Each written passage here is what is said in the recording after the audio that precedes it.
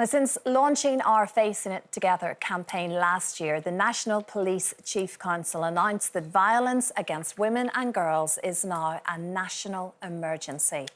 And our first guest today knows all too well the sometimes fatal realities British women face every single day. It turns to me to do the thing I do every year. And I wish I could be entirely uplifting. While we celebrate women who have lit up our lives and helped change the world, we also lament the loss of those who did not have the chance. This is the 10th year I have read this list. I do it now for the first time from the dispatch box of the House of Commons. I feel hopeful that the women whose names I'm about to read out, they left us breadcrumbs. They left us clues as to why they died. And we cannot stand and say anymore that lessons will be learned. What I promise is that I will actually learn the lesson. Please welcome Jess Phillips.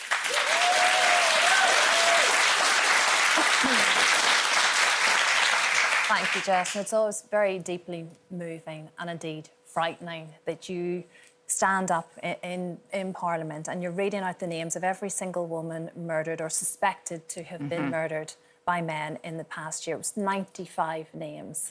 It took almost 5 minutes just to read the names. And that in itself is just shocking. And we're all trying to do our bit, but more needs to be done. And that's partly what you're going to explain to us today as well, in terms of money, because really everything that's around us needs funding and people there to actually make it work. Yeah, look, there's a variety of things that need to be done, including some of the brilliant awareness-raising campaigns like you have been running here.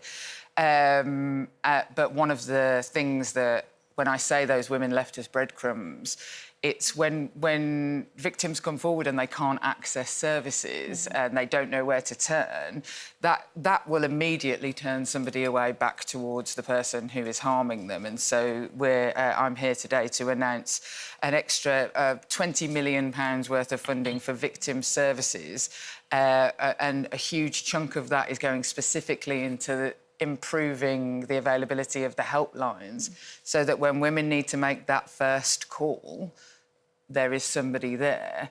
And there's a variety of helplines in our country that are special. So the National Domestic Abuse Helpline run by Refuge is the big one.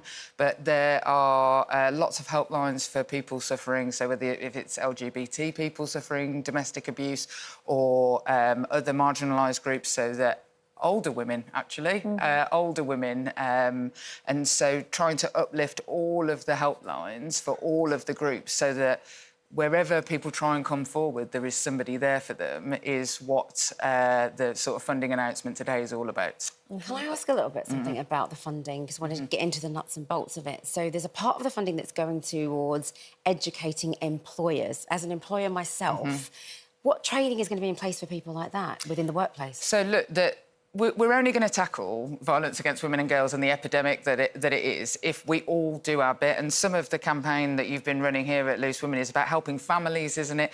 And helping employers to understand how you make an environment so that women can come forward, whether that's having the right policies in place, but also there's lots of things that employers can do. And there's some brilliant employers across the country who are around giving people, for example, giving people days off without making them call in sick if they have to go to court. Things like that. And so working with employers about what is practical for them and what is safe for them to do will be part of how we prevent this happening in the future and make sure that everybody is taking part. I mean, this is a fantastic start, but it is really a drop in the ocean in terms of what's needed. How hard is it in these economic times for you to ring-fence an amount of money like that? Well, I'm quite tough and I'll make my arguments quite forcefully. But you make a very good point that times are difficult and there is a million brilliant causes and difficult things that have to be funded. But so I have to look at it not just on trying to increase victim funding spending, which is what I'm here to announce today, but actually look at the what exists already, making police services respond better, and making sure social workers respond better, making sure employers. It isn't just about money. It isn't just about putting money in. It's about making sure that looking after victims of domestic abuse and targeting the perpetrators is business as usual. It's not just an add-on for our police forces. 20% of call-outs to every police force in the country are domestic abuse related. That's 20%. That is a huge amount. And making sure our police forces have the right expertise and specialisms and that they prioritise it is a huge part of the government's strategy, which is one of the reasons we've put specialists into 999 call centres, which was a direct breadcrumb left by a murdered woman, Raneem, who, when she rang the police on the night she was murdered, nobody came. And so it is, and she'd called the police 13 times before. So it isn't just about saying we need more domestic abuse specialists over here and over here. It is about making sure that the standard that people in our country should expect of the services. Women are 50% of the population. We should expect our services to act accordingly. There's a lot of discussion recently about toxic masculinity. I'm just reading here that the fastest growing group of perpetrators of violence against women and girls in the UK are teenagers. Teenagers 16 to 19-year-olds. Where are we in terms of that sort of post-Me Too campaign?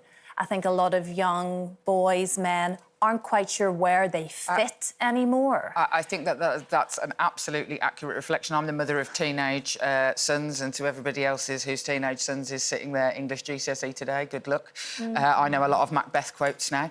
And I really worry about what they're exposed to and how they've felt like they've been kept out of the post-Me Too conversation. And so some of the money that we're announcing today is directly to look at prevention of what we need to be doing in schools, what conversations we need to be having with young men. Because if we don't have conversations with them about happy, respectful relationships and consent, you can bet your bottom dollar somebody online will have it and it won't be. Or they'll get it from pornography or whatever else it is. Jess, but we've got to look at, in that case, we need to look at banning social media for under 16s, don't we? We need to look at banning that. Look, for me, nothing is off the table, and one of the things that is currently being undertaken is a piece of research about the experiences of under 16s on social media. And now, personally, I mean, I feel like I might get the reputation of wanting to turn the entire internet off, and I feel like it's a universally popular decision. However, not one that I'm going to get across the line.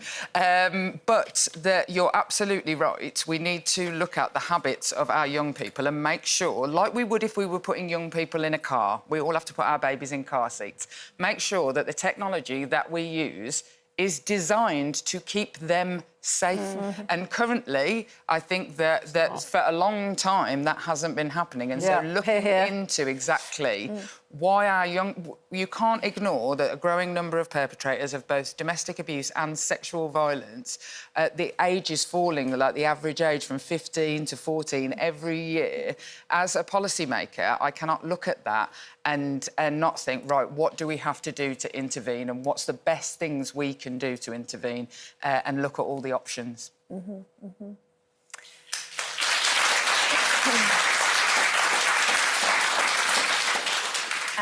Jess, thank you very much indeed. I mean, like we say, there's a long way to go, but certainly at this point, every little bit helps, and certainly all of us being able to talk about it.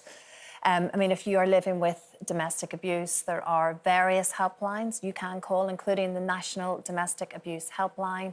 It's free, confidential and available 24 hours a day. Of course, if you are in immediate danger, call 999.